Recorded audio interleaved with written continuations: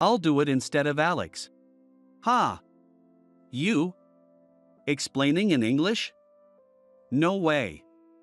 You're just a high school dropout. But if you insist, well, I guess you can give it a try. Michael, the manager, said this, clearly mocking me. I quietly stepped forward and suddenly started giving a speech to the foreign visitors. In English, of course. Thank you for coming to our company today. My name is Mike, and I will be giving you an overview of our company. As I said this, Michael's eyes widened. Alex and the rest of our team were also surprised. So, let's get started with the explanation. With that, I began my talk. My name is Mike, and I'm 35 years old. Even though I only have a middle school education, I work at a major multinational company. It's honestly a stroke of luck that someone like me, a high school dropout, could land a job at such a big company. These days, it's almost certain that only those with decent college degrees can get a job here. It's clear that someone like me, with just a middle school education, wouldn't easily get hired. In fact, the chance of getting rejected in an interview would be almost 100%. So I never imagined I'd be able to join such a prestigious company. My life has been a bit different, and I've had some unique experiences. My mother passed away when I was young. My father had a job, but he was a heavy drinker, often too drunk to go to work. As you can imagine, our household finances were strained. But as a kid, there was nothing I could do about it. When I was about to graduate from middle school, my homeroom teacher, Mr. Smith, said, "You're smart, you should go to high school," but I replied, "I'd like to, but we don't have the money." Mr. Smith tried to think of ways to help, but nothing worked out. If my dad hadn't been like that, I could have gone to high school. If my mom had been alive, my dad wouldn't have ended up this way. These thoughts were always on my mind. Of course, dwelling on it didn't change anything, so it was pointless. However, I couldn't help but blame someone. Right after middle school, I started working at a steel factory. I worked there for about 5 years. I saved up the money I earned at the factory and decided to leave home. Well, leaving home was more like going on a solo trip for a while, but I planned to return home after the trip. I intended to travel until I ran out of money. In the end, it lasted a few years. I think I traveled around for about 3 years. I remember those days fondly. I sometimes think back on those times. Life was never easy, but I experienced a lot. Since joining this company, my life has become stable, and I'm fairly satisfied with how things are. I'm really proud to have joined such a big company, despite only having a middle school education. One night, our team leader, Alex, told me that our current manager, James, would be retiring at the end of the month. James has been here since I joined the company. Oh man, I've been under him since I started. It's going to be sad to see him go. Alex, who said this, is my team leader. He's in his late 30s and has gotten a bit chubby. He jokes, saying, "You can't lose weight once you hit middle age," but he's a cheerful person who laughingly says things like that. Has James been here that long? Yeah, 15 years ago, he was still a section chief. But he's been in the same department the whole time. We were really happy when he became the manager because he really cared about his subordinates. Alex sighed, looking disappointed. Do they already know who's going to be the next manager? Well, it's not decided yet, but there's a rumor that Michael might take over. If it's him, I might quit, Alex said with a wry smile. Why's that? I've heard he's caused problems in various places. You wouldn't want someone like that here, would you? That's true.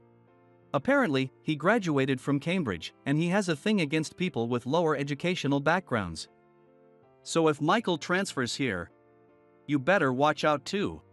Hearing that gave me a bad feeling. Soon after, James retired, and a new manager came. Alex's prediction was spot on. Michael arrived. Michael is a so-called elite who graduated from Cambridge University. He is in his 50s but looks a bit older. He was tall, skinny, and had a nervous-looking face. Hello, everyone. I'm Michael, and I'll be in charge of this department starting today. After graduating from the prestigious Cambridge University, I joined this company. From now on, I won't tolerate any slackers in this department. Let's work together to build a great team. Michael made an intimidating introduction. I looked over at Alex, who was clearly uninterested, massaging the right side of his neck with his left hand. Noticing this, Michael shouted, "Hey! You, the one slacking off. Step forward." Everyone turned to see Alex.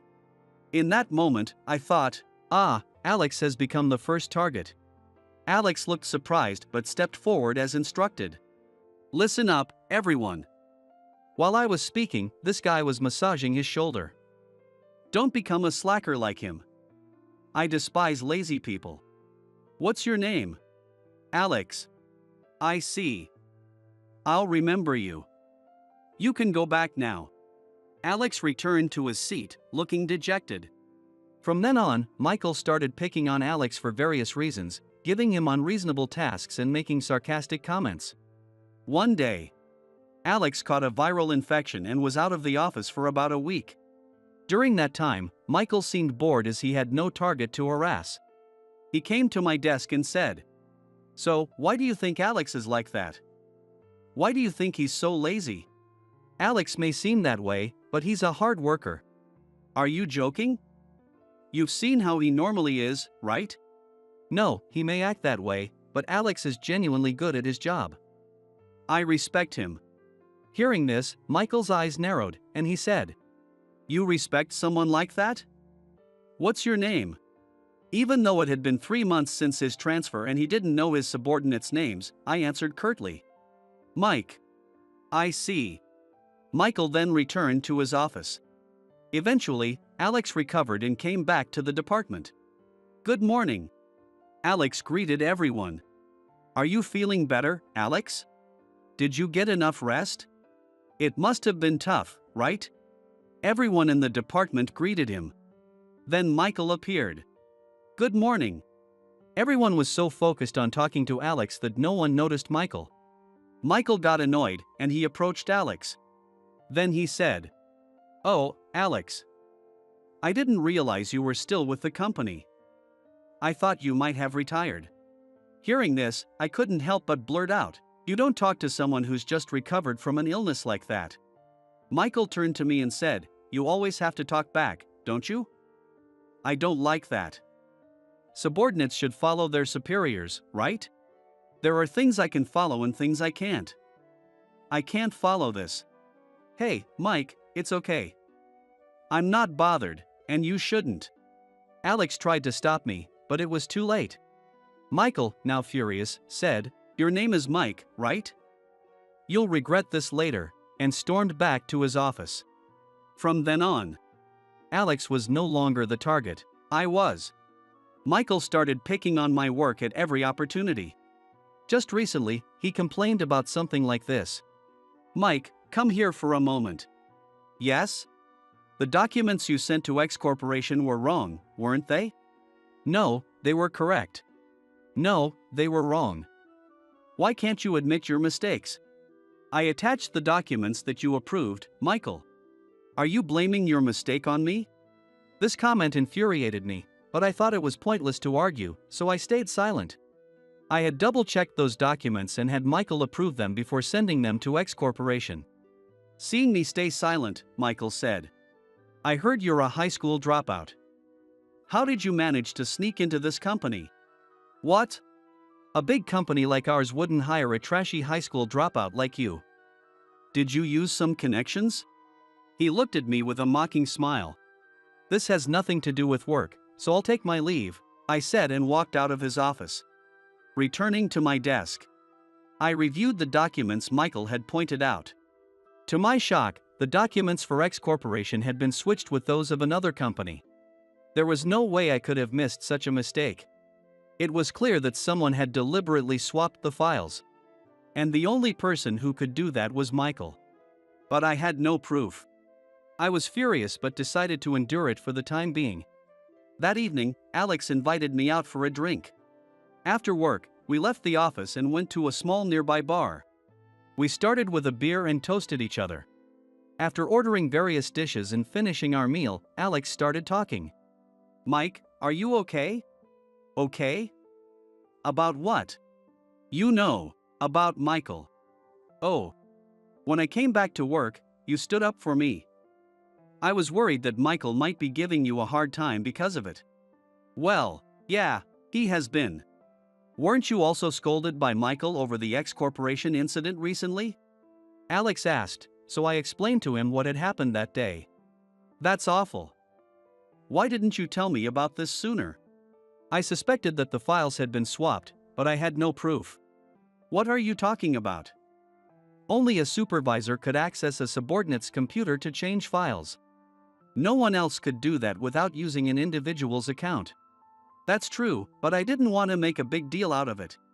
Yeah, with Michael, you never know what he might do. But if you have any trouble, come to me. I am your team leader, after all. I was really grateful for Alex's support. Since the next day was a day off, we drank a lot that night. About 2 weeks later, it was announced that foreign visitors would be coming to our company. During the morning meeting, Michael seemed to be in a good mood and said, "Good morning, everyone. I have some good news. It was decided in yesterday's meeting that next month we will have foreign visitors coming to see our company. Everyone, make sure you can speak at least a bit of English. When the guests arrive, I want you to guide them in English." After saying that, Michael added, "Well, I graduated from Cambridge University, so I can speak English, but for those who can't, start studying intensively from today until next month." Whether Michael could actually speak English or not, his constant bragging about Cambridge annoyed me. On the day the foreign visitors were to arrive, everyone was nervous. As I was reviewing the materials for the presentation, Michael entered the office with the visitors. There were 30 visitors. More than I had expected. Michael cheerfully said, "Good morning, everyone." His childlike display of, "I can speak English," was tiresome. The visitors were from various countries. During the tour, an Indian man named Ahmed approached me. Ahmed, in his 30s, mentioned he had a wife and kids back home. He said he wanted to move to Japan someday and work for a Japanese company. Ahmed had been studying Japanese diligently to achieve that goal. His Japanese was nearly perfect. There were a few distinctive Indian accents, but nothing that made it hard to understand. Isn't Japanese difficult? Very difficult. I thought about quitting many times. But going to Japan is my dream, he said with a big smile. After the tour, we moved to a large conference room. Even though it was called a large room, it could only hold about 35 people. So they started selecting employees from the department to attend the meeting. Since we have a limited number of spots, we'll choose 5 people from this group. Let's select by teams. Our department had 25 people, divided into 5 teams. Michael looked around the department. The moment our eyes met, he smirked and said, "All right, let's have Alex's team do it." My bad feeling was confirmed. I glanced at Alex, who also looked reluctant. The other team members looked equally miserable as they stood up and moved to the front. As I got up and moved forward, Michael leaned in and whispered, "Make sure you don't embarrass me." After everyone settled in the conference room, Michael said, "Ladies and gentlemen, welcome to my company." Michael was clearly enjoying himself. But in my mind, I was thinking, it's our company, not my company. I wondered if he really graduated from Cambridge, given such a basic mistake. As I was pondering this, Michael said, "Now, to continue, you there. You explain in English," pointing at Emily. Emily was the only woman in my team who was 30 and single. When the presentation was announced, she had said, "I'm terrible at English." Emily reluctantly stepped forward. However, Emily couldn't speak English well. She nervously whispered to Michael, "I'm sorry, Michael. I'm really bad at English." Michael, looking exasperated, said, "I asked Emily because she's the only woman in Alex's team." What a pathetic team. Very disappointing. Well, I guess we'll have to rely on the team leader, Alex. Michael smirked. He knew Alex was also bad at English. I remembered overhearing a conversation between Alex and Michael. "Michael, can I have a word?" "What is it?" "Regarding the upcoming presentation for the foreign visitors, no one in our team is good at English. It would be smoother if another team handled it, and it would also reduce the pressure on our team members." It's pathetic that you can't even speak English these days. Why do you even come to work?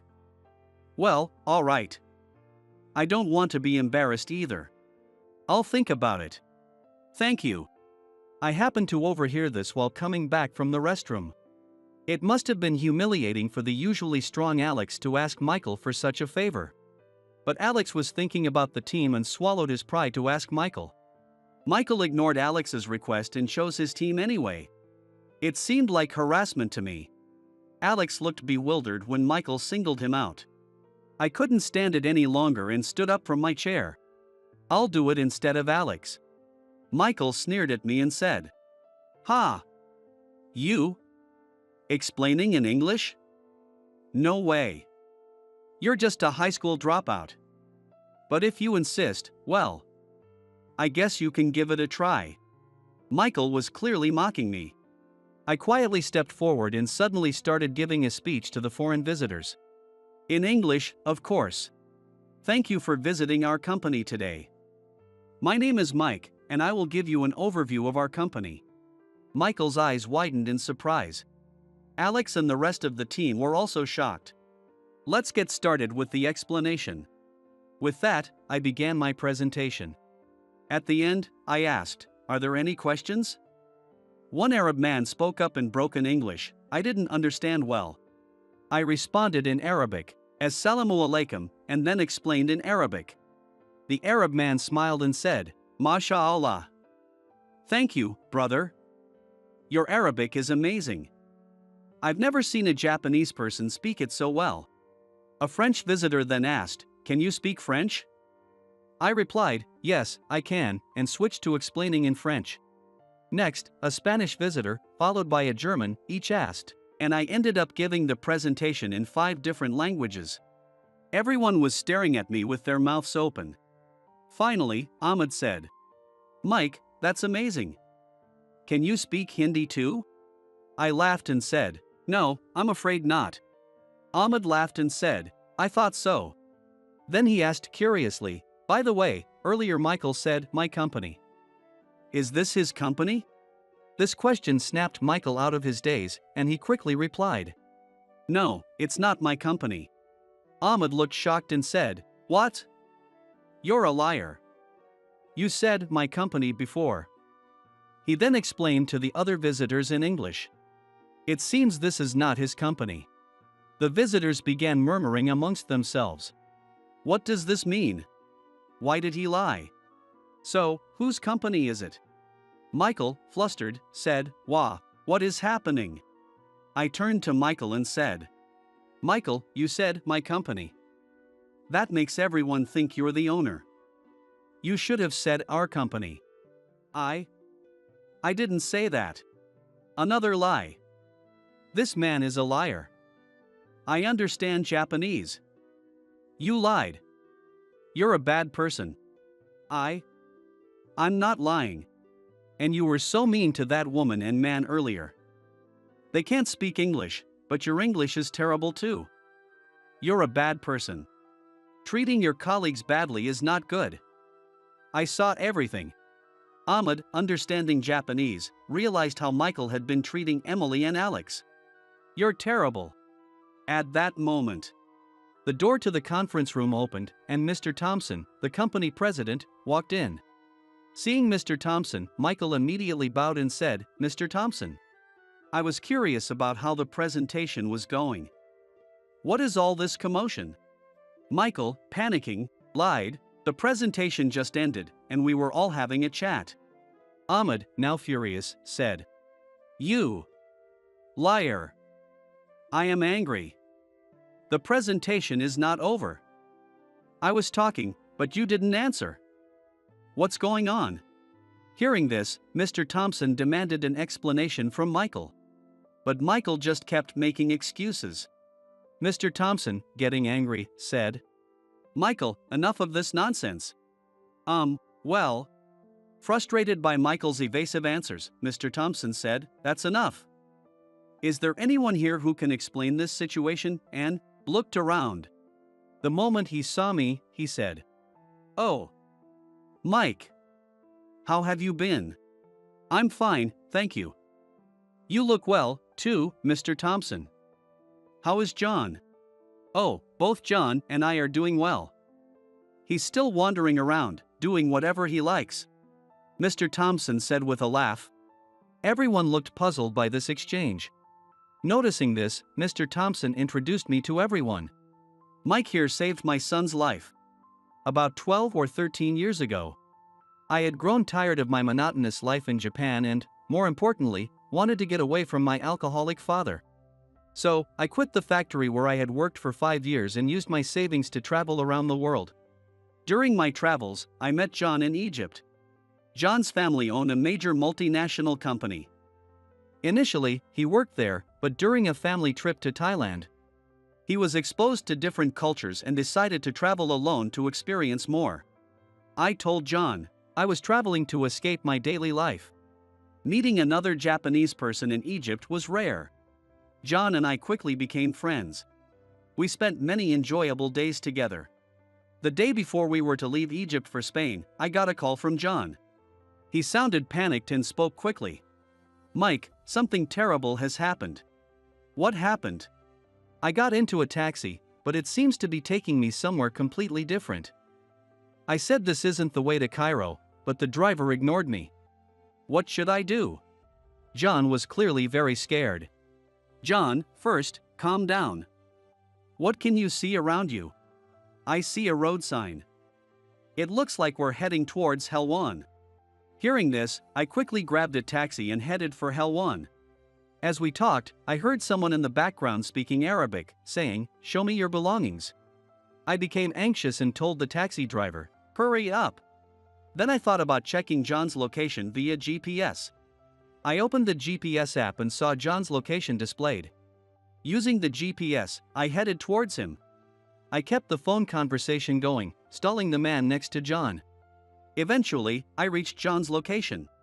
At the same time, I had also contacted the police, and local officers arrived around the same time. We successfully rescued John. At that moment, John promised, "When you return to Japan, I'll make sure to thank you."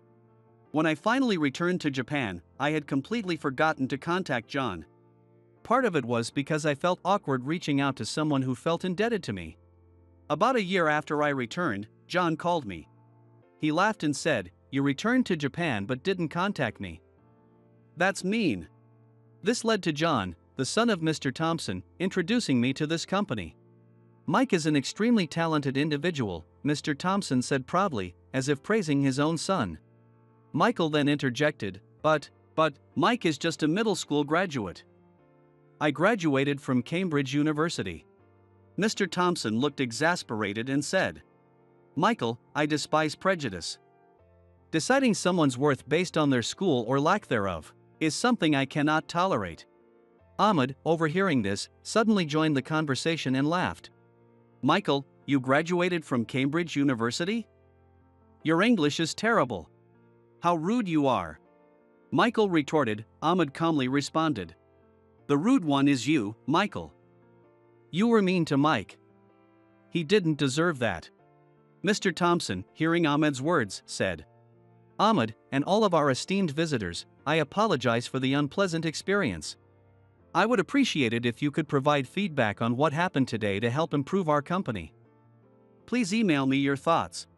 He then handed out his business card to all the visitors, which included his direct email address. Within a week, Mr. Thompson received emails from all the foreign visitors. "The skinny supervisor is useless and can't even speak proper English. The way he treats his subordinates is terrible. I wouldn't want to work or do business with such a company. The guy who spoke 5 languages at the end should be the boss. Why doesn't the company make such a talented person a leader?" Most of the emails criticized Michael's behavior or praised me. Seeing this, Mr. Thompson realized it would damage the company's image and decided to demote Michael. Outraged, Michael declared, "I won't be transferred, no matter what," and staged a strike in our department. Despite our and Mr. Thompson's attempts to persuade him, Michael refused to leave the office. Frustrated, Mr. Thompson contacted the police, who eventually removed Michael from the premises. As a result, Michael was fired. I felt an eerie sense of obsession from Michael, which scared me. At the same time, I truly realized that people don't change, no matter what happens. If he had quietly accepted the transfer, he wouldn't have been fired. Later, I heard that Michael tried to find a new job but couldn't, likely due to his age. Now, he works as a delivery man for a ramen shop in a neighboring city, according to a colleague who lives nearby. The colleague laughed and said, "Michael always bragged about graduating from Cambridge, but a dirty white apron suits him better." As for me, since that presentation, my evaluation improved, and I am now a supervisor in another department.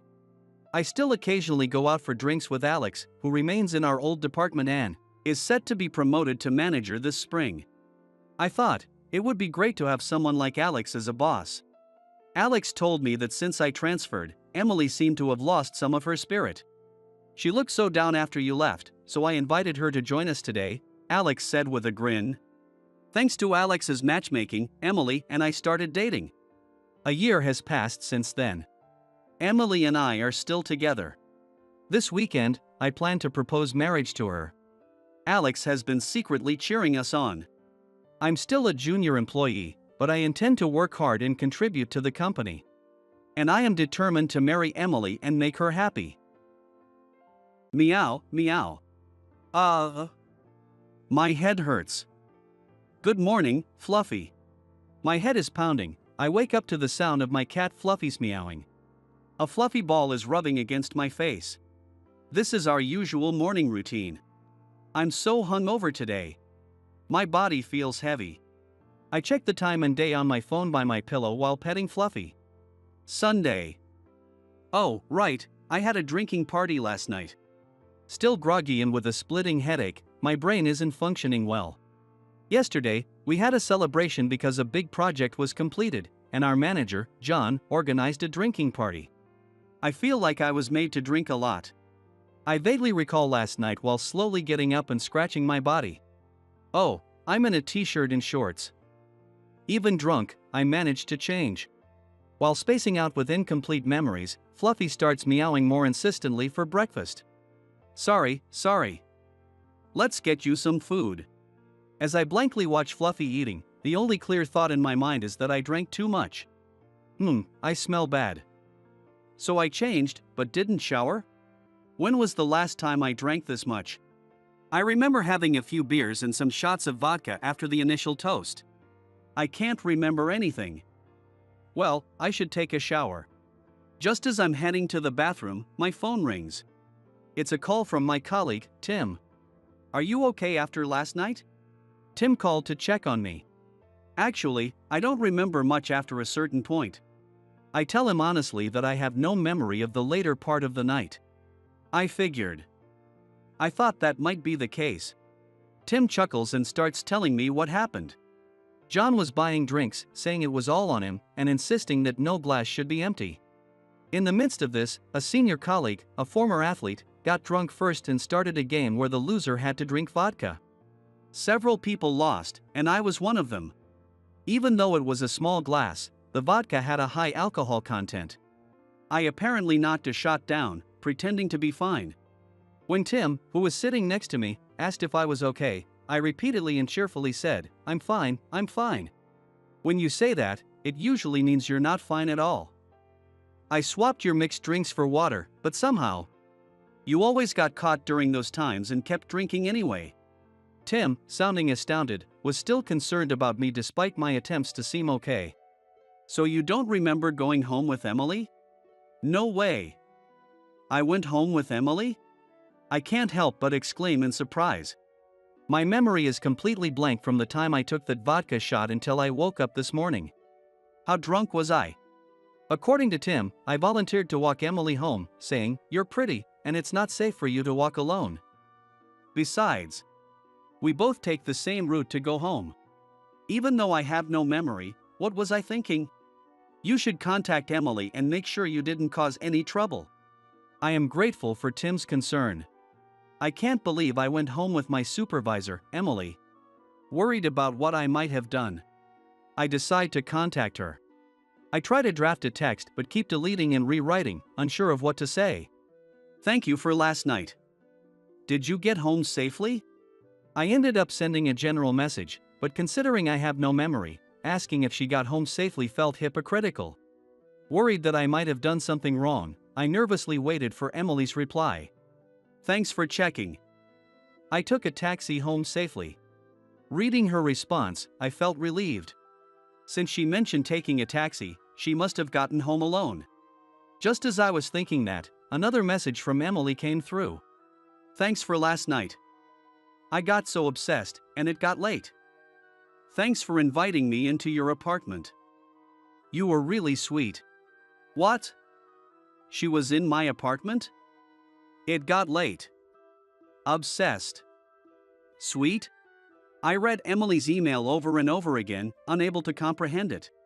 The more I pieced the words together, the more my mind drifted to inappropriate thoughts. No, that's impossible. Shaking my head to clear my thoughts, I couldn't deny the possibility entirely. Did I really? Oh no.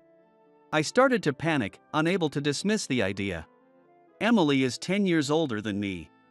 She's a top-notch career woman. Fair-skinned with big eyes and a sharp nose, I've often admired her profile. She's somewhat my type. But at work, she's also strict. I frequently get scolded for my mistakes. She's beautiful, but when she gets angry, she's truly scary. Her intense gaze makes me shiver every time she scolds me. But I know her anger is because I'm still inexperienced. I need to get my act together. I can't afford to be thinking about love or anything like that. Despite these thoughts, what on earth did I do last night? Time just passed by as I was wondering to reply. Thanks. Sorry for keeping you up late. Let's do our best at work tomorrow. After much deliberation, I sent a neutral message. Oh man, what a mess. No matter how hard I tried, I couldn't piece together my memory. Fluffy, do you know anything? I asked Fluffy, who had finished breakfast and was sitting next to me, while petting his head. Fluffy just meowed. Normally, I can somewhat understand what Fluffy is saying, but today, I had no clue. Monday. I was nervous about facing Emily, but she acted as usual. I found myself constantly watching Emily. Every time our eyes met, I got startled and quickly looked away. Taking deep breaths while staring at my computer screen, I tried to calm myself, but my hands couldn't function properly. Is the meeting material ready? Startled by her sudden voice from behind, I almost jumped out of my chair. Not yet. What are you spacing out for? Focus. Get it together. Emily's stern look made me sit up straight. Emily is still as intimidating as ever. Maybe she's keeping work and personal life separate, regardless of what might have happened that night. Or maybe it was all a misunderstanding and nothing happened with Emily. Her behavior at work made me relieved, and I realized I had let my imagination run wild. I was too embarrassed to admit my blackout and too afraid to ask Emily, and I couldn't figure out what happened. But as nothing unusual occurred, days passed by, and soon 2 weeks had gone by. During work, I decided to take a coffee break and headed to the break room. Emily was also there making coffee. How are you? Good. The usual greetings. By this time, I had already decided that nothing significant happened that night and was back to my regular routine. I took a sip of my coffee and gazed out the window, lost in thought. Next to me, Emily also took a sip. However, I noticed Emily's reflection in the window, and she was staring at me. I involuntarily stiffened. Worried I had messed up at work again, I cautiously turned to face her. Hey, so? Yes. I straightened up at Emily's words. Always ready to get scolded. When is good for you? When is good for what? Was it for a work meeting or a deadline I forgot? I desperately tried to recall any relevant task, but my mind went blank. However, I noticed a slight smile on Emily's face, transforming her stern expression into a friendly one. You said it's fine anytime.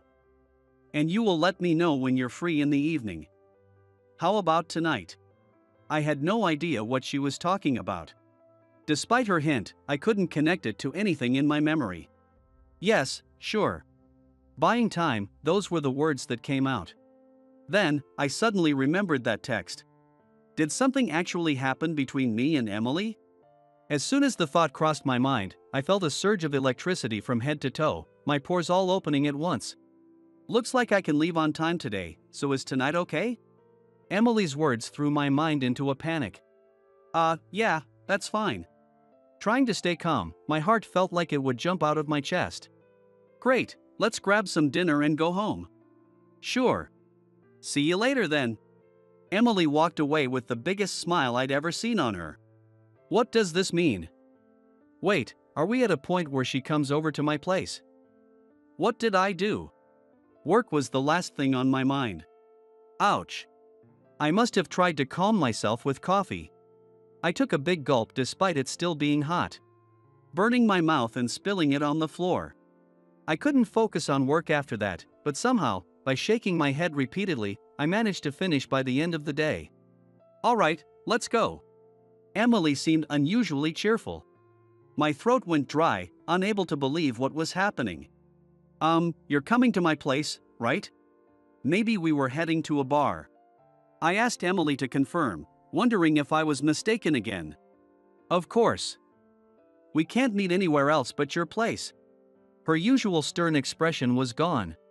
I could see that Emily was excited. What is our relationship? For the past 2 weeks, nothing had happened with Emily, and suddenly, something seemed to start again. It's okay to drink at your place, right? Let's grab something from the supermarket. Emily's voice snapped me back to reality. It felt like I had teleported. I found myself on a train, already a station away, trying to grasp what was happening. I had tried countless times to remember that night at the drinking party. Should I tell Emily honestly that I have no memory of it? But now, admitting that would be too embarrassing. And if we were actually dating, it would be incredibly rude to say I don't remember. Sweat started to bead on my forehead from the stress. But she did say we could only meet at my place. Given that she acted normally at work, could it mean we're secretly dating? I was so confused that I didn't even know if we were heading straight home. I can't wait to get to your home. I want a hug tonight. I heard Emily mumbling to herself, bringing me back to the present. A hug? Does that mean we really are dating? It's surprising that Emily likes me, but I need to make up my mind. Who cares if it started with a blackout? A relationship can start here. I had my answer. I should be brave about this. Do you want a hug? Right here? Checking that no one else was around, I opened my arms toward Emily. She stopped, looked at me for a moment, then burst out laughing. Was she just embarrassed? I guess it's awkward for adults to hug outside. You're right. Let's save the hug for when we get home. I was embarrassed too. Emily laughed as well. Are you jealous? Jealous? Of what? Fluffy may be a boy cat, but he's like a lover to you, right? Fluffy? He's so affectionate and cute. Even though we just met recently, he sat on my lap, and he was adorable. You said I could come over anytime. But you never invited me again. I got tired of waiting. Oh, can we buy some treats for Fluffy? He'll be happy, right? Emily, who looked excited, entered the supermarket. Wait, was this all a misunderstanding? The realization hit me like a cold wave. I felt embarrassed and disappointed. I tried to remain composed but was clearly rattled. I ended up with a shopping basket full of grilled beef, rice balls, and sandwiches. Emily said, "Are you really going to eat all those carbs?" I made an excuse that they were for breakfast, feeling utterly confused. I arrived home feeling deflated. Fluffy greeted me with his tail straight up, rubbing against my legs and then Emily's. Emily was smitten with Fluffy. While I prepared Fluffy's food, Emily followed him around, cooing over how cute he was as he ate. Where was the usual stern Emily? You really like cats, huh?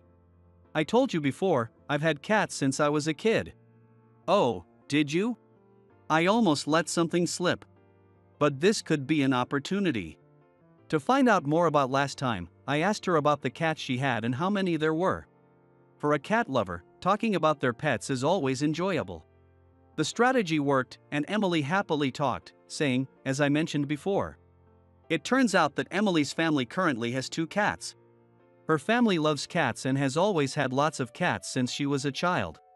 When Emily started living alone, she considered finding a pet-friendly apartment but decided against it. thinking she couldn't properly care for a pet with her busy work schedule. She visits her family occasionally to see the cats, but it's rare due to the distance. During that time, she found out that I had a cat. That night at the drinking party, when my colleagues invited me to an after party, I said, "I need to go home early because my cat is waiting for me." When I learned that we take the same route to go home, I told her, "It's not safe to go alone, so I'll walk you home." On the way home, we talked about cats, and I told her cute stories and showed her pictures of Fluffy. Emily's eyes lit up. And I ended up inviting her over by saying, "Do you want to come to my place?" Despite not remembering any of this, I laughed but felt relieved to finally understand the situation. "Thanks for letting me see Fluffy again today." Emily was happy while playing with Fluffy. Fluffy, being friendly, loves being petted and would sit on anyone's lap. He would bring his toys to me or Emily, dropping them in front of us to play. If we threw a small stuffed toy, he would chase after it, and he loved playing with a feather toy. Fluffy is truly adorable. Emily was smiling and laughing while playing with him. "You laugh a lot, Emily." The words slipped out. "What do you mean by that? Are you saying I'm usually scary?" "Well, I guess I am. I know I can be intimidating." "Yeah, I'm always nervous about getting scolded by you." Emily laughed out loud at my honesty. But seeing Emily like this, I found her incredibly cute. "You're really cute when you laugh like this." Before I realized it, I had said it out loud. Emily looked away, blushing slightly. "Cute, huh? What do you think, Fluffy?" Emily petted Fluffy, talking to him. Fluffy meowed happily, rubbing against her and then coming to me, rubbing against me too. Our eyes met as we watched Fluffy. "What? I just like seeing you like this. You're cute. Stop teasing me. I'm your boss, you know. Does being 10 years younger make it a problem?" "Oh no. Emily, wake up. We're going to be late." "What? Oh no, I overslept." Emily jumped out of bed in a panic, and Fluffy watched from the bedside. Whose fault was this? I shouldn't blame Fluffy. Early morning, 4 a.m. Fluffy woke me up for food, and after feeding him, I went back to sleep, ended up oversleeping. Though we had set alarms, both Emily and I had turned them off without realizing it. That night, after I confessed my feelings to Emily, she asked for time to think. My initial excitement was due to a misunderstanding, but seeing Emily play with Fluffy made me realize I had liked her for a long time. Although she's still my boss, I thought we could always laugh together as long as I was with her. I honestly expressed my feelings, but Emily seemed concerned about our age difference and felt bad for not being able to commit. While waiting for Emily's response, my feelings never wavered. Despite feeling unsure, I invited Emily over again to see Fluffy, and this time, I confessed my feelings sincerely. I wanted to be with her no matter what. "Please go out with me." But it seemed I wasn't the only one who wanted to be together. Meow. Fluffy, sitting beside me, meowed after my confession, looking at Emily. "Fluffy, is it okay if I become Mike's girlfriend?" Emily asked Fluffy, who meowed again and rubbed against her. "Thank you," she said, whether to me or to Fluffy, I couldn't tell, but with Fluffy's encouragement, our relationship began smoothly. Our dates often involved staying in because Emily loved seeing Fluffy. Emily would often say, "I don't want to be away from Fluffy and I wish I could take him home with me." "Fluffy, would you like to be my cat?" One day, Emily said this. "Why don't you just become my wife? Let's get married." Fluffy would also love it, right? I had been planning to propose for a while now, so the words came out naturally. Fluffy looked at Emily and meowed. Fluffy was the first to approve our marriage. Now, Emily and I live together. We decided to register our marriage on a special anniversary. The date of the drinking party. When Emily and Fluffy first met. For me, it was an embarrassing day, but thanks to Fluffy, Emily is now by my side as my significant other. That's why we chose it as our fateful day. By the way, Emily doesn't know about my memory lapse. That's a secret between Fluffy and me, a pact between two guys. You're a high school graduate working as a janitor. Suits you well, loser. Back in middle school, there was this classmate who seemed to have it out for me no matter what. She was a smart girl who even served as a class representative, but she always kept to herself. This girl really disliked me and would pick on me at every opportunity. I had no idea why, but after I pointed something out to her, she completely turned against me. We went our separate ways after high school and lost touch, but I never imagined we'd run into each other at the company. Her attitude towards me hadn't changed a bit since middle school. She still looked down on me. "Crawling on the floor and cleaning is just right for you," she said with a mocking laugh. In response, my secretary tore up her resume right in front of her. "Leave right now. Did you come to the interview here without knowing anything? My name is Alexander. Pretty cool and old-fashioned, right? Even so, maybe it was hard for kids to call me that, so in kindergarten, everyone called me Alex. Now, I'm happily married to a woman I met during high school. We support each other and work together every day. It's busy and tough, but we're living fulfilling days. I wouldn't say I have a cleaning obsession, but I really like to clean. I need to keep not only myself, but also my surroundings clean to be satisfied. Each room has a lint roller ready, and there are 2 trash cans in each room. I can't stand things being left out, and I get restless if things aren't in their proper place. The same goes for my appearance. I hate it if my clothes aren't washed and ironed. Even if a bit of wrinkle is considered stylish for some clothes, I'd iron them. That's why I couldn't accept jeans with intentional damage that were popular for a while. But of course, coming home tired from work, it's better to be welcomed by a clean room than a dirty one. It's like a trait I was born with, so no matter how tired I am, I never skip cleaning. Cleaning also helps me relieve stress, so it's ultimately for my own good. People who don't know me well often think I have a cleaning obsession. And I not only like cleaning my room myself, but also enjoy watching others clean. Watching everyone cooperate in cleaning from a step back is something I like to observe. Many people struggle with cleaning and tidying up. That's why observing someone who can move efficiently feels like I can learn about their strengths in areas I wouldn't know from their regular work.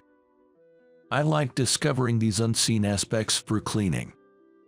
And my wife, Charlotte, has a strict personality when it comes to manners and etiquette.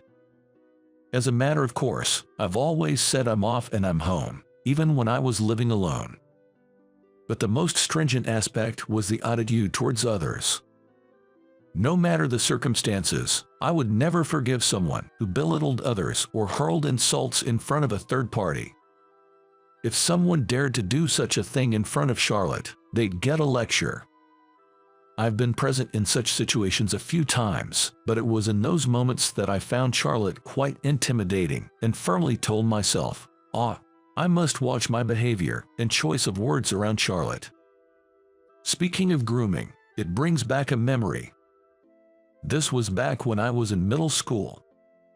I believe everyone has their own values, but there was one classmate who was awkwardly trying to connect with me. This classmate was a girl named Sophia who served as a class representative. At the time, Sophia was one of the top students in our class. Apparently, both of her parents had attended and graduated from top universities, and it seemed like academic excellence ran in her family. Maybe that's why she was raised with the mindset that being the best was the norm. She always kept people at a distance. Winning was expected, and she believed she always had to be on top, leading and giving orders. This belief was as natural to her as breathing. Even though I thought it was a twisted view, I didn't say anything since she seemed okay with it, especially since Sophia was solely focused on her studies. And I was the one who always competed with her for the top spot in our grade. Perhaps because my parents were also academically inclined, I had always had a good memory since I was young. I studied for tests, but if I paid attention during regular classes, I didn't need to cram to score well. I wouldn't say this out loud, though, to avoid sounding boastful. But for me, Preparing for tests was just a review. For Sophia, it must have been frustrating not to be the clear number one. In her eyes, I was nothing but an obstacle.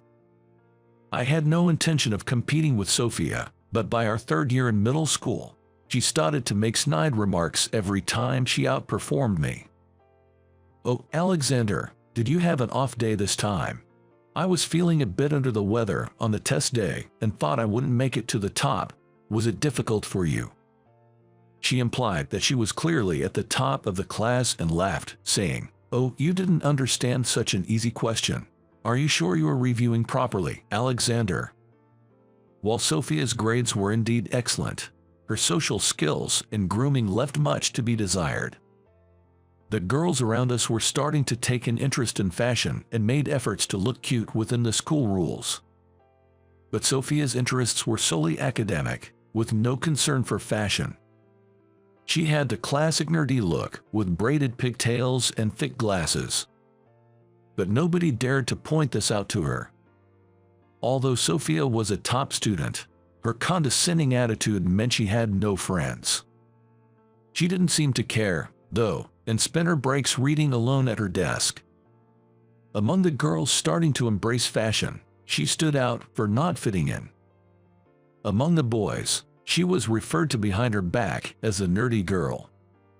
One day, thinking I was doing her a favor, I decided to give her some advice. "Sophia, aren't you interested in fashion?" "Huh? You know, like trying contacts or changing your hairstyle. Just removing her glasses could change her impression, and if contacts were too scary, switching to more fashionable glasses could still transform her look. And her hairstyle could use a change too. Letting down her braids for a ponytail or even cutting it to a bob could make a big difference. I thought even trimming her bangs could make her face appear brighter. Maybe you'd make some friends then." "Shut up."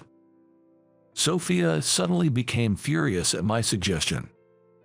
She stood up abruptly, throwing a book at me. "I don't need to hear that from you. I was just trying to help." "That's called meddling. None of your business. What's it to you anyway? Looks are subjective. I like my glasses and hairstyle as they are. Just leave me alone." Sophia's loud retort drew the attention of the entire class, and from that point on, she looked at me even more critically than before.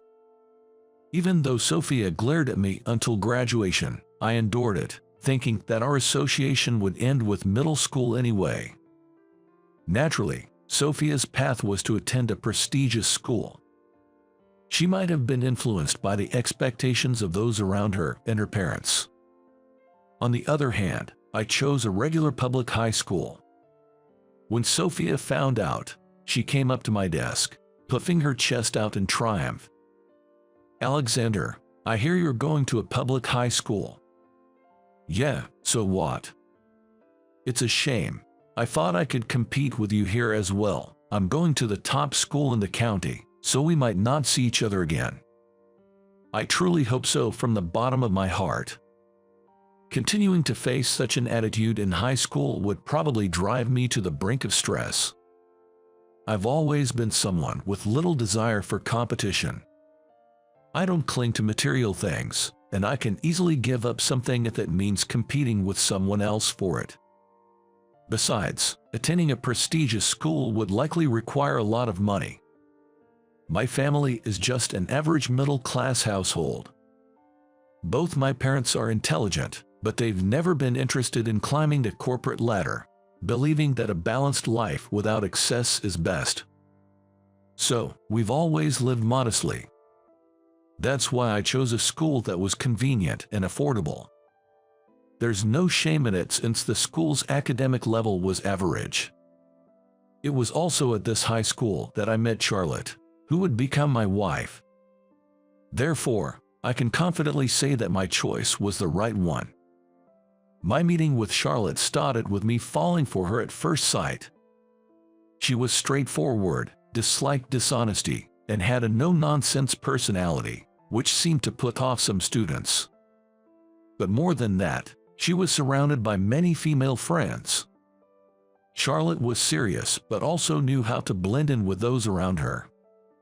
Like a typical high school girl, she wore makeup within the school rules and matched accessories with her friends. I secretly admired Charlotte from afar. We were in different classes. Our electives and committees were also different, so I wanted to find a way to connect, but there were no opportunities for interaction. I was almost ready to give up, but it seems that fate was on my side. By chance, I ended up working at the same part-time job as Charlotte, which was introduced to me by a senior. The job was at a small bookstore. Charlotte worked the counter, while I handled stocking new books, weekly magazines, and journals. The weight of the magazines could be quite heavy in large numbers. I was prepared for the physical demand, but by the time I finished, my back and arms ached terribly.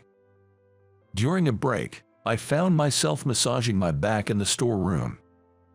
Embarrassingly, this turned out to be the first chance for Charlotte and me to converse. "Huh, you look beat. Good job, Alexander." Thanks. We're from the same high school, right?" You know about me." I was thrilled, and my heart raced at the thought that she knew me. I wasn't a standout like Charlotte, so I assumed I was unnoticed. I was even prepared to graduate without ever being recognized by her. Because it's a cool name, Alexander has an old-fashioned ring to it. Yeah, I like it too. Charlotte started to close the distance between us, and I was secretly celebrating inside. After that, we began talking about high school at our part-time job, and even started chatting at school. We would greet each other in the hallways and even started lending and borrowing textbooks. When we ended up in the same class as we moved up the grades, we would often engage in lively conversations in the classroom. Charlotte was always popular, and she was constantly surrounded by people. Feeling anxious about this situation, I decided to confess my feelings to her on the way home from our part-time job. "I like you. Will you go out with me?" It wasn't a cool way to confess, but I just expressed my feelings directly, in a straightforward manner. That was all I, a clumsy person, could do. In the dimly lit street after our part-time job, without any romantic atmosphere or mood, Charlotte accepted me. We smoothly started dating from there and graduated from high school. We didn't go on to university together, but instead decided to work at the headquarters, introduced by our part-time job manager. Furthermore, the manager acted as a matchmaker, and they were able to get married. Everything seemed to fall into place smoothly since meeting Charlotte, and I cherished my happiness. One day, as I was diligently cleaning at the company as usual, a shadow fell in front of me. Because I was mopping the floor, I could tell from the feet that the shadow belonged to a woman wearing a recruit suit and high heels. And when I looked up to see the face, I was startled. Sophia. It was Sophia, my classmate from middle school with whom I had lost touch since graduation. It seemed Sophia had started to care a bit more about her appearance compared to back then. Her glasses were now half-rimmed, and she had a fashionable hairstyle, held up with a black scrunchie. However, her makeup didn't seem quite right, as if she wasn't used to it or it didn't suit her. "Ha ha." Sophia looked down at me and chuckled. She puffed up her cheeks, crossed her arms, and lifted the corners of her mouth. Are you the one crawling around here, Alexander?" "Hey, Sophia, long time no see. Are you seriously doing this as a job, a janitor? Haha, oh dear, have you fully embraced being a loser?" As Sophia said all this in one breath, I secretly thought to myself, same as ever. She didn't raise her voice, but her condescending attitude hadn't changed. No, it might have even powered up. "Alexander, you didn't pursue further studies, even though there are jobs out there even for high school graduates. Choosing to be a cleaner, isn't that too much? To think you were my rival during middle school? That's enough." As Sophia continued to look down on me and spew sarcasm, Charlotte's voice sharply cut through.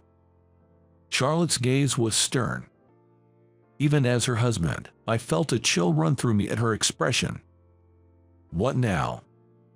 Charlotte, in front of a flustered Sophia, pulled out a document and showed it to us. It was Sophia's resume, with Sophia written in the name section. Seeing that we had recognized it, Charlotte quickly tore it down the middle. The sound of the paper tearing was followed by more tearing, until it was shredded beyond repair. What are you doing? Do you even realize whom you were talking to? Huh? The person cleaning over there, that's our president, Mr. Johnson. President? Seriously, coming here without even researching the president of the company you're applying to?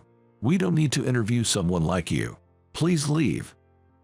Charlotte pointed sharply towards the exit, and inside, I thought, scary. While Sophia was busy studying at university, I had been working hard at the headquarters, learning the ropes from seniors and superiors. Through hard work and gradually improving performance, the president advised me that I was better suited to starting my own business rather than working under someone else. He was truly kind to me until the end, passing on books that inspired him during his own entrepreneurial journey, and even taking me to networking parties with other business owners, introducing me to many valuable contacts. With such support from those around me, Charlotte and I discussed it and decided to start our own company. I was actually aware that Sophia had applied to our company. When her application came through, I wondered if it was some mistake, but enough time had passed since middle school, and Charlotte thought it was okay, so I let her application proceed to the interview stage. Charlotte was in charge of everything that followed. I trusted Charlotte's judgment and strictness in manners. She has a keen eye for people. That's why I entrusted her with the roles of my secretary and HR director. Our company, though small, has successfully attracted talented individuals and expanded its business. I believe this success is solely due to Charlotte's exceptional ability to evaluate people.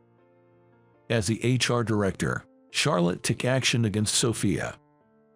Even if you were a classmate of President Johnson, it doesn't matter. We don't hire people who lack the basic etiquette expected of a working professional. What do you mean? I graduated from a top university in active service.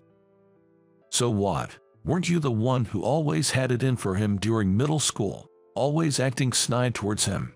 In the professional world, your academic background isn't as important as having common sense and basic decency. Sophia fell silent under Charlotte's relentless words. Essentially, Charlotte was saying Sophia lacked common sense. If you still want to join our company, carefully consider what I've said and start over from square one. That day, Sophia was sent home without even being allowed to interview. Later, I heard from a middle school friend about some rumors circulating in our hometown regarding this incident. Despite attending a prestigious school, Sophia wasn't as exceptional as she or others thought. She wasn't the top student, and she didn't get into top-tier universities like Harvard. To make matters worse, her younger sister was highly talented and got into one of the nation's top universities straight out of high school. The difference between them had been evident since childhood, and Sophia was constantly compared to her sister by relatives and her parents. Why can't she be more like her sister? Really, who does she take after? It seemed she was treated harshly by her own parents, likely feeling quite out of place at home. Desperate for their recognition, she neglected fashion and socializing with classmates, focusing solely on her studies. To her, someone like me, who often ranked first in our grade, was nothing but an obstacle. Understanding the background made her intense rivalry more comprehensible.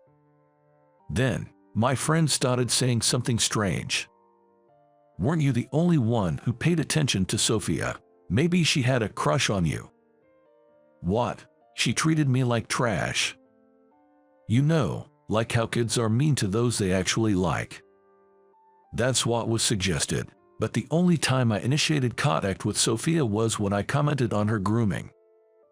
Other than that, it was always Sophia who picked fights with me, and she seemed to have regarded me as an enemy ever since the grooming comment.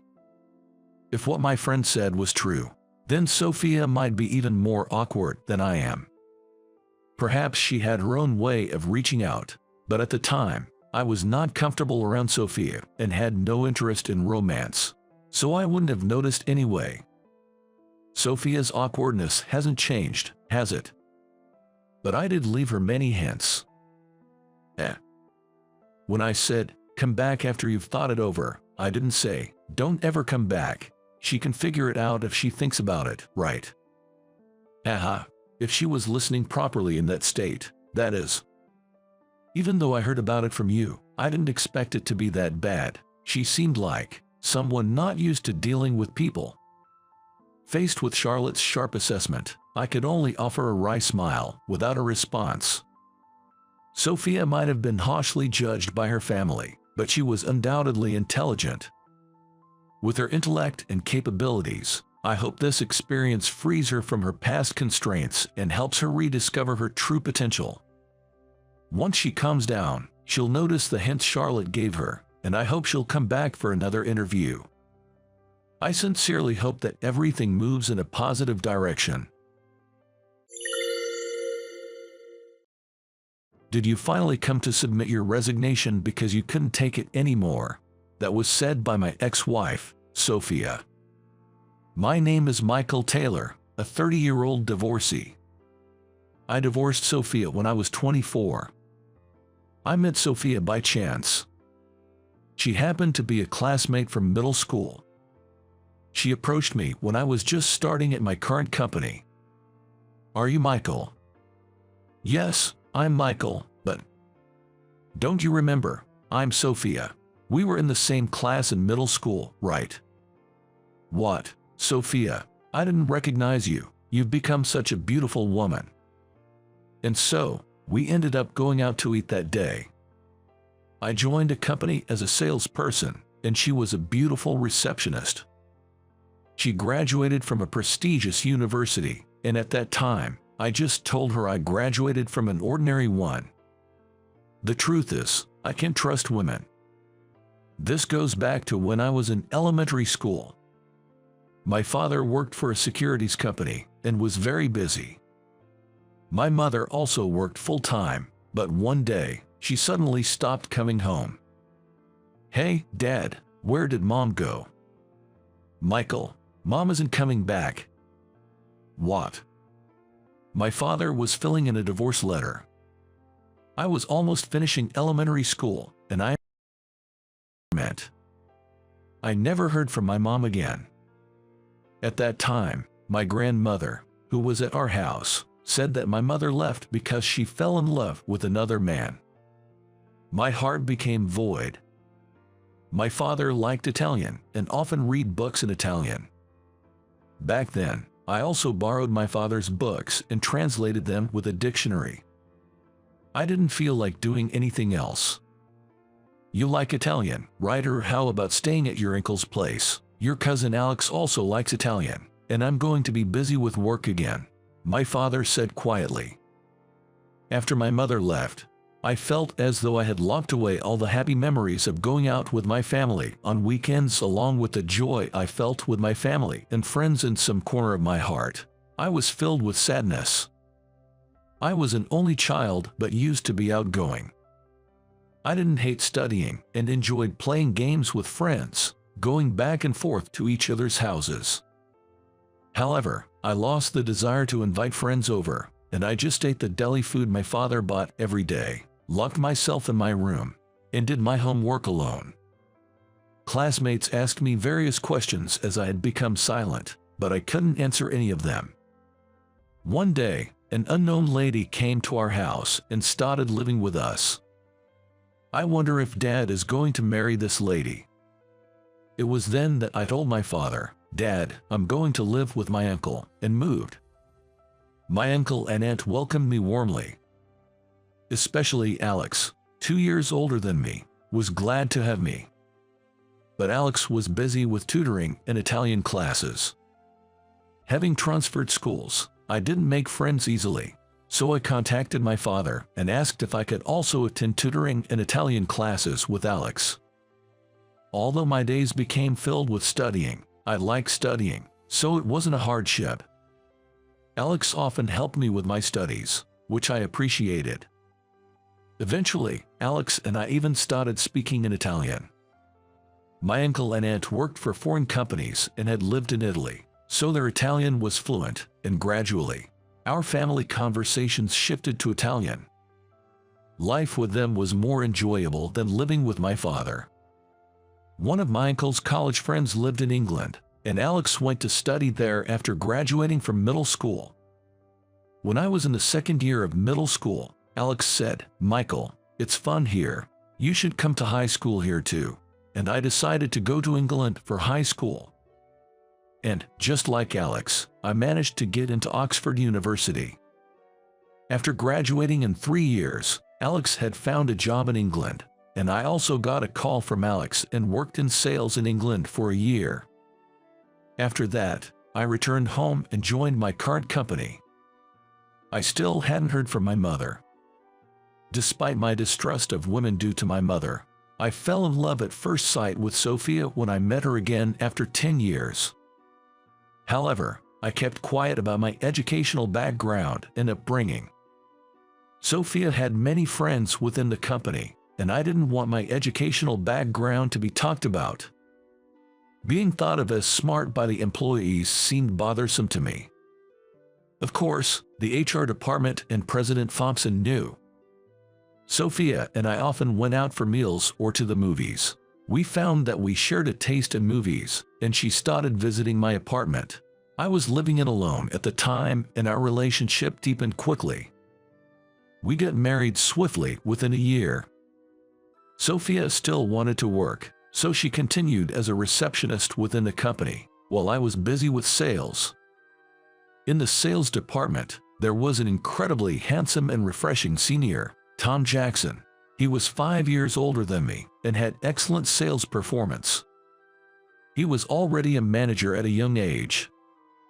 At first, I spent my days being taken around for sales visits by my seniors.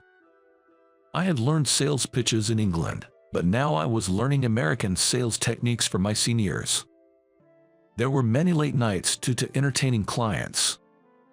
Sophia, who had been living alone, was good at cooking and would wait for me. But that only lasted for the first year.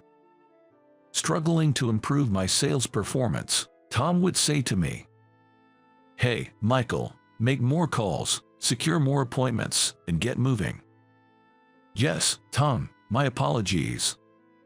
Saying that, I would compile materials on the computer and rush out. Nights of entertaining became more frequent, leaving me exhausted every evening. When I got home, Sophia wasn't there. Checking my phone, I found a message, "I'm going to a reunion today, I'll be late, so go ahead and sleep." There was no dinner prepared. Too tired to cook, I went to the nearby convenience store, bought a ready-made meal, and ate it. I decided to check Sophia's emails earlier from now on. I had trouble falling asleep, but it seemed Sophia came back around 2 a.m. We were renting an apartment, but we had separate bedrooms. We didn't plan on having children yet, and I often came home late. Even on the rare days off, Sophia would meet with friends, and our time as a couple began to diverge. On the other hand, I gradually got used to the sales job, and though busy, my performance started to improve slightly. A colleague, Ryan, approached me. "Michael, are you free tonight? Let's go out for a drink if you're okay with it." "I'm free tonight. It would be nice for a change." So, we decided to go out for drinks. Ryan had a bottle kept at his favorite bar, and he offered me a drink. "Thanks, Ryan. I'll take you up on that. You come here often, huh?" "Yeah, sometimes for entertaining clients, but it's a nice, relaxing place, isn't it?" "Yeah, it's quiet and somehow comforting." As we were talking, the bar's owner served us a delicious dish. Been busy every day. I wanted some place to relax. Yeah, sales is tough. I just go with the flow even when I get scolded, Ryan said with a grin. And so, we spent the evening leisurely drinking together. That loud Tom is about to become a department head, you know. Yeah, he's young but talented. And he's handsome, a Harvard grad, the complete package. Harvard grad, I didn't know that. I'm just from a local university. For me, my uncle suggested this company, and I ended up joining, kind of just went with the flow. I was just happy to be hired. After all, it's a major company. Yeah. But don't you think that Tom acts a bit too high and mighty? Well, he is a boss, so maybe that's just how it is. You're so earnest, Michael. Don't push yourself too hard and end up sick. You've got a beautiful wife, after all. Thanks. Being earnest is pretty much all I've got going for me. There's a company drinking party coming up, so let's hit it up again then. Yeah, let's do that. And so, Ryan and I took separate taxis home. Sophia said she was going out to dinner with friends again today, so she wasn't home when I got back. This kind of life continued. One day, there was a party because Tom had been promoted to department manager, and the employees gathered. Congratulations on your promotion, Tom. Ryan said this as he was pouring beer. The other female employees were also fawning over the handsome Tom, who seemed to remember all their names, giving off the impression of a ladies' man. Thank you everyone for today, but please continue to work hard moving forward. The ladies have been doing especially well. Tom is always sweet towards the women. Sitting close to Tom, Sophia was complimented. Sophia, you're always so beautiful. Well, all the receptionists are beautiful too. Tom, in a good mood, had the women pour him beer. Ryan and I were enjoying the food, munching away. The dishes were surprisingly tasty, and since I'm not much of a drinker, I enjoyed chatting with Ryan and the seniors. Then, Tom, being fussed over by my wife, said, Sophia, pour me some more beer. I was not unhappy. Come on, Sophia, have a drink too, and Sophia, being poured beer by Tom, seemed to be enjoying herself. I wish this would end soon. I wanted to leave the party. Looking closer, Sophia seemed unsteady on her feet.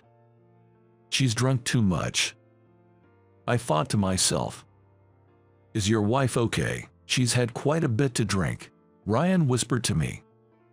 Yeah, seems like she's had a fair bit. I'll take her home later. Comes getting a bit too carried away with all the attention, don't you think? Really, I agreed, and Ryan and I shared a wry smile as the party finally ended.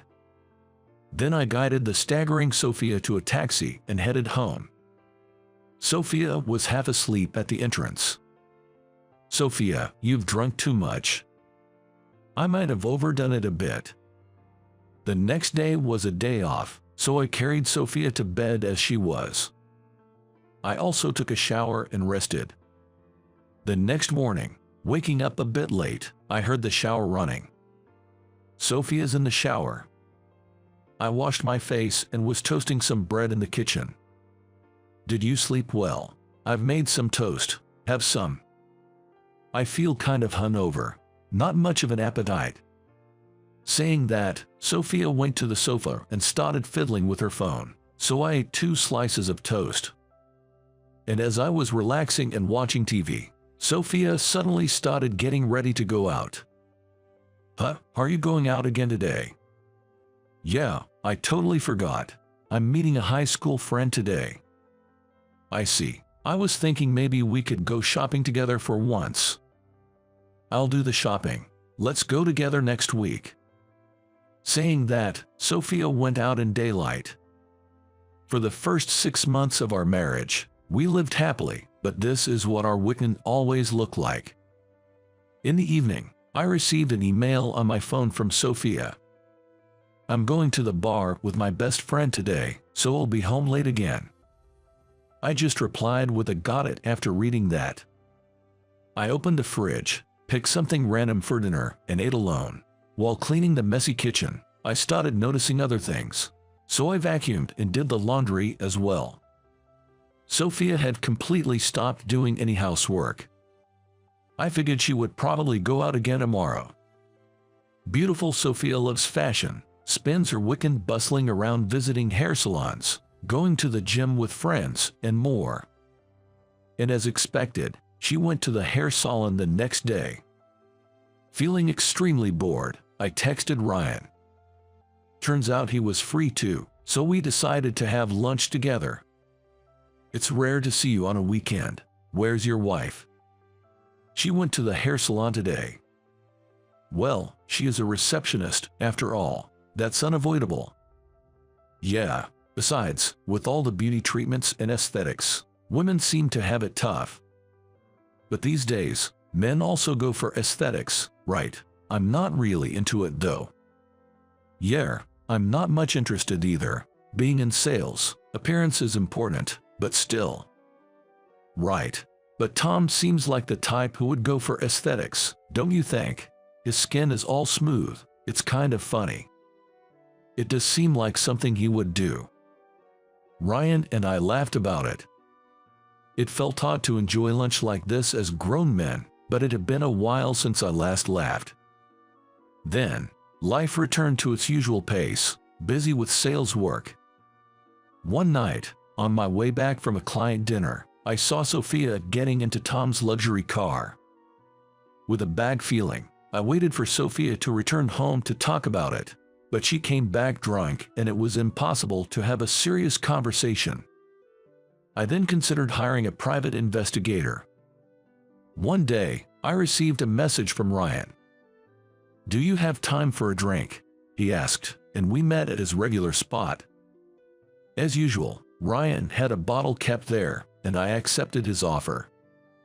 After a while, Ryan hesitantly spoke up. "Sorry for calling you out of the blue. There's something I need to tell you, Michael. Actually, I saw your wife on my way back from a client dinner. So, Ryan took a sip of his drink.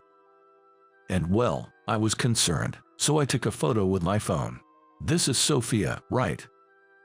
He showed me his phone. Looking closely, it was a photo of Tom and Sophia walking arm in arm in the city.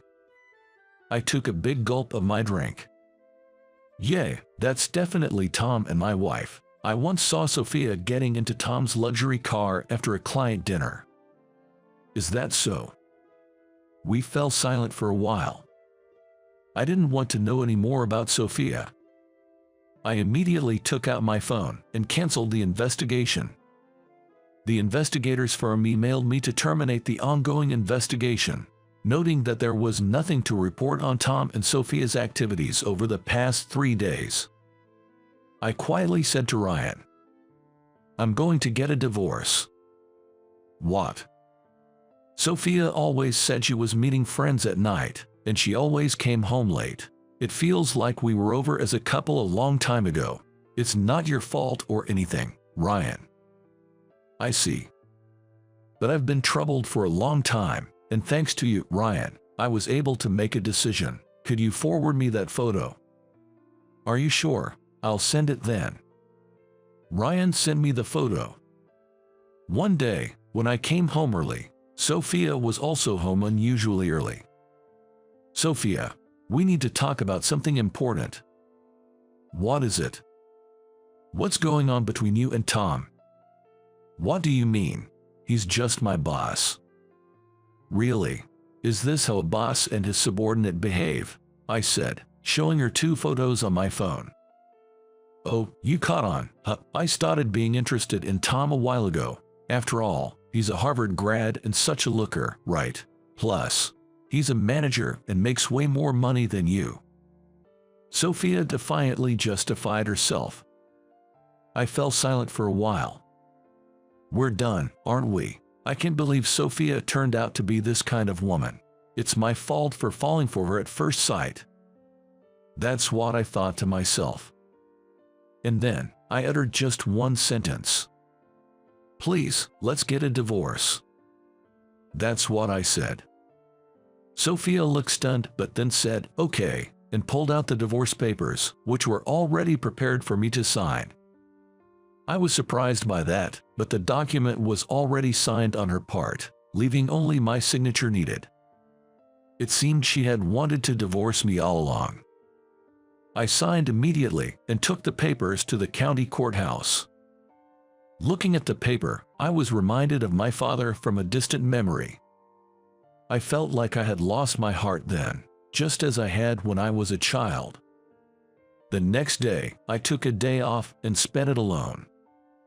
I had Sophia take the day off and then asked her, "Could you pack your things and leave as soon as possible?" So, she started packing her belongings. I asked her to take only what she needed. I decided to dispose of everything else myself. And that evening, Sophia left. The next day at the office, Tom approached me. "Hey, Michael, taking a day off while you can't even make decent sales. People like you should be sent somewhere way off." "Tom, do you mean a demotion? I understand, but could I have a moment of your time, if you don't mind?" "All right, shall we step out someplace nearby?" So, Tom and I went to a cafe near the office. "About my wife. What about Sophia? Could you take a look at this?"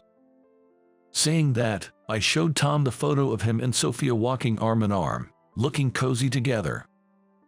"I see, and what about this? Sophia confessed to me, you know. Or are you here to beg for money, wanting some sort of compensation?" "Yes, considering we were married." "How much do you want?" $30,000 would be sufficient." "I see, that's a small amount. I'll pay it right away. I'll send you my bank account details later then." After that, Tom and I returned to the office. Back at the office, I said, "Tom, regarding the demotion, I'll go and have a word with Mr. Thompson first, and then clear my desk." I went to the president's office. Knocking twice, I entered. "Come in." "Excuse me." Michael, that's quite a misfortune. Take a seat, relax." "Thank you." Actually, I had seen Tom and your ex-wife together before. It's unfortunate that Sophia turned out to be that kind of woman. It must be hard for you to stay in this company. Currently, there's a branch in Italy. With your excellent educational background, you should be able to enjoy your work there. What do you think? "A branch in Italy. I understand. I'll do my best." That was my decision. I had already informed Mr. Thompson about the situation via email in advance. And so, I ended up going to Italy. Returning to the office, I thanked all the employees, cleared my desk, and left the company. When I was leaving, Tom had a smirk on his face, and my ex-wife at the reception ignored me. The agreed amount from Tom had already been out. Thus, I flew to the Italian branch. The employees there welcomed me, and Mr. Thompson had arranged a place for me to live. It took me a while to get used to the job, but one day, I saw a familiar face. It was Alex. "Hey, Alex." "Michael, is that you? What brings you here?" "Why are you here, Alex?" we both asked each other, surprised. That night, I went out to dinner with Alex. "I'm so happy to see you again, Michael." "Me too, actually, I got demoted." "What were you, demoted? Did things not go well in the States?" "Well, kind of. My sales were okay, but I didn't get along with the manager back at the headquarters. I ended up marrying a classmate from middle school in America, but she got involved with the manager." "What? You've been through a lot, and then you got demoted because of that manager? Sounds inconsistent." "Maybe, but in the end, it was Mr. Thompson who pushed me forward." "I see. I transferred here from England after Mr. Thompson offered me a position." "You knew him?" "Mr. Thompson is a friend of my father." "I had no idea." "That's how it is. Since you like Italian, maybe you're better off here. Did you end up divorcing?" Yeah, I got a clean divorce. Italy's not bad. I'm the sales manager now. I'm looking forward to working with you, Michael. Thank you, boss. I enjoyed reuniting with my cousin Alex. Later, Alex and I started working together in sales. Alex was married to an Italian woman and had a cute blonde son. It seems that Alex's wife's sister also works here. Although the branch is quite large, so I hadn't had the chance to meet her yet. Work got busy, but Alex and I visited various companies. One day, I was invited to Alex's house. His lovely blonde wife and her sister, who looked just like her, were there. Alex's son was adorable and took a liking to me. I almost fell for the sister at first sight, but having learned from my past mistake, I had reverted to being wary of women. Alex's wife and her sister had spent some time in America as children, so their English was excellent. "I'm glad you could come," his wife said. "You're as wonderful as your brother," her sister told me in English. We had a lavish meal and a great time that day. Sometimes I would visit Alex's house or he would recommend delicious restaurants as we worked hard. 3 years later, Alex approached me with a proposal. "There's a $1 million deal coming up. I'm entrusting it to you, Michael. Of course, I'll accompany you." "What? That's a huge responsibility. Can you send me the documents on my computer?" I reviewed the documents sent by Alex multiple times. Gradually, I comprehended the contents with care. On the day of the business meeting, I presented to the client fluently in Italian. I answered all of the client's questions meticulously. Slowly, the client's face brightened into a smile. Then, Alex and I sealed the deal with a firm handshake from the client. Afterward, Alex and I were called by Chairman Morris. "Alex, Michael, thank you for your efforts. I've heard a lot about you from President Thompson. So think you two are cousins. Please enjoy a leisurely meal together." Chairman Morris arranged a full-course meal for us and then excused himself. "Congratulations, Michael. Your Italian was excellent," Alex said. "Thanks, Alex. I miss the days we spent together in England," I responded. After that, Alex and I enjoyed a feast and returned home. Subsequent negotiations were entrusted solely to me, and I successfully closed many deals. One day, I heard that Alex's sister-in-law wanted to speak with me, so I went to Alex's house. The conversation was about her desire to live in America eventually, and her wish to date me. I shared my family's past history with Alex present. When I was young, my mother suddenly disappeared. Then, I stayed with Alex's family for a while, went to study in England, returned to work in America, and got married once, but my wife cheated on me. I shared everything as it was. Both Alex's wife and her sister exclaimed how terrible my ex-wife was. I wanted to overcome my distrust of women. She was a beautiful woman with clear blue eyes, and she shed tears for me. Her name was Lily. After sharing my past, Lily and I started dating. This time, we decided to take things slow and carefully understand each other's personalities. 2 years passed. 5 years had elapsed since I first met Lily. One day, Chairman Morris and Mr. Thompson visited the company. I hugged Mr. Thompson. And so, the conversation turned to Mr. Thompson and Chairman Morris. "Actually, I've been appointed as the new president here by Chairman Morris, and for the significant achievements you've made, Michael, we'd like you to take over as president at the headquarters." "Me, president? I'd also like to ask you, Michael, please take charge of the headquarters."